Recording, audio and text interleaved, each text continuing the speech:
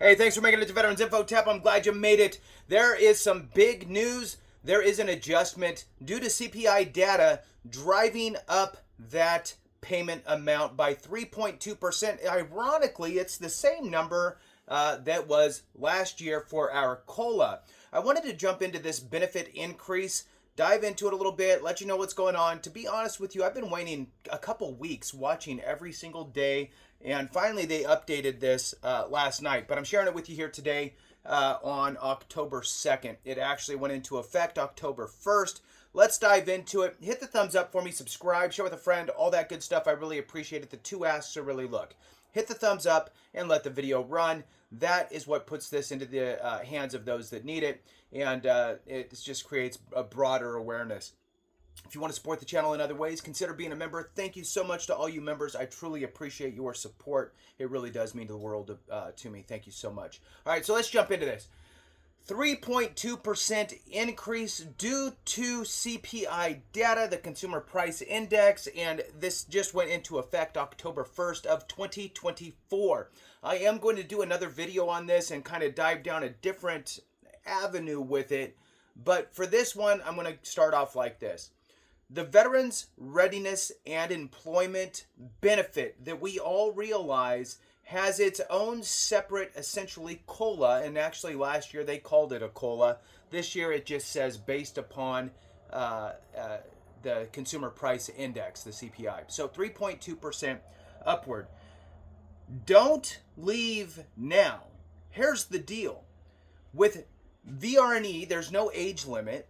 It could drive extra money into your pocket, which we'll talk about. And there's more to it than just go get some education to get a better job.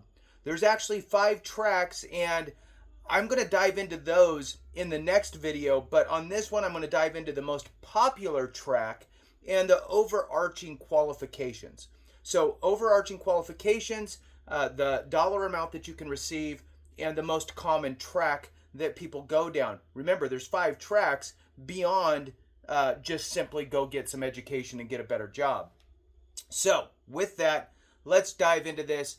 Veterans Readiness and Employment, Chapter 31, Subsistence Allowance Rate Increase as of October 1st, 2024, based upon 3.2% Consumer Price Index increase.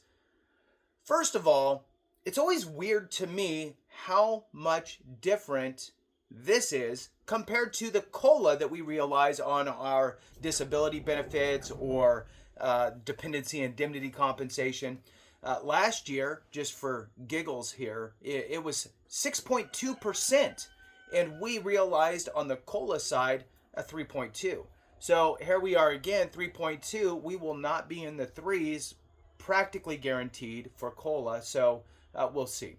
All right, so let's jump into eligibility for this program. Remember, there's 5 tracks. Not all of them are, go get a job. So the eligibility, though, to get into Veterans Readiness and Employment, and oh, by the way, if you get denied, you can appeal it or you can apply again. There's no harm in doing that. I myself applied once, was denied, applied twice, was denied, applied the 3rd time, and was approved. Granted, I saw a different counselor each time, so maybe my story resonated with the 3rd one. Now, moving on in here, it says here, if I am a veteran, am I eligible for Veteran Readiness and Employment? Well, let's read through what it requires here. It says all of these must be true, which is 2 bullet points. You did not receive a dishonorable discharge, and you have a service-connected disability rating of at least 10% as a veteran from the VA. Now, it says, when we receive your VR&E application, we, and the we is the Grand VA, right? So, I'm not included in that. So, moving on, it says that when we receive your VR&E application, we'll schedule your initial evaluation with a vocational rehabilitation counselor, the VRC, and the VRC will determine if you are entitled to receive VR&E benefits and services, which goes back to my story of I applied, was denied, applied, was denied, applied, was approved. Different counselor each time. Maybe my story resonated with that 3rd one. If you were discharged from active duty before, this part's important, there is a limitation here. If you were discharged from active duty before January 1st, 2013, your basic period of eligibility ends 12 years from these dates, whichever comes later.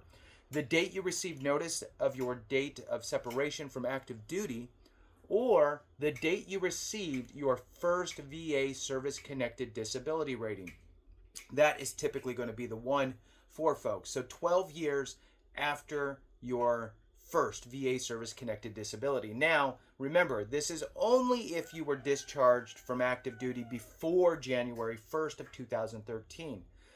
Now, there is a workaround, if you will.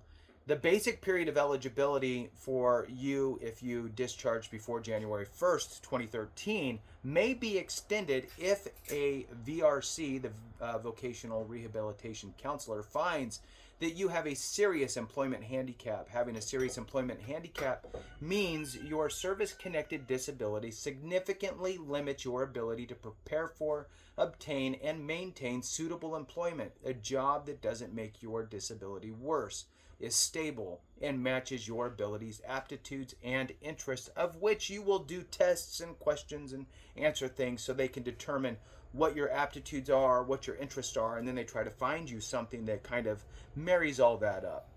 Now, what happens if you were discharged after January 1st, 2013? Well, the 12-year basic period of eligibility does not apply to you, which is great. There is no time limit for your eligibility. Now, if you are still on active duty, you can also apply for VR&E if you have a 20% or higher pre-discharge disability rating, a memorandum rating, and will soon leave the military, or you were waiting to be you're waiting to be discharged because of a severe illness or injury that occurred while you were on active duty. Now, let's move into what the payments look like for this benefit. If you now, as of October 1st of 2024, with that 3.2% increase due to the CPI, which again baffles me that we're going to increase this 3.2, but whatever. Let's move on and talk about how much it pays. If you go utilizing the most common track, which is we, the VA, determine that you need to be re-educated or trained so you can get into a new job, right? Create a new skill set for you with your aptitudes and interests and get you into that new job, but we need to bridge that gap with education. That's the most common track. And if you're going to an institution full-time with no dependents, right, just you, the veteran, you get $793. And now, there's a caveat here because it can be much higher, and I'm going to give you that little workaround in a second. So full-time with no dependents is $793.01 per month, tax-free. If you have one dependent, you get $983.65. If you have two dependents, you get $1,159.17 tax-free while you're enrolled in the program, and they pay for your tuition. Each additional dependent, you would get an additional $84.47. Again, this is full-time. Obviously, if you go less than full-time, those numbers drop down. And here's the workaround. If you have any amount of post 9/11 GI Bill remaining, effective 10/1/2024, the maximum monthly rate for Chapter 31 subsistence allowance is $3,355.39. All right, with that, thank you so much for watching. I appreciate you. Have a great one. And remember, if we don't take care of each other, something went wrong.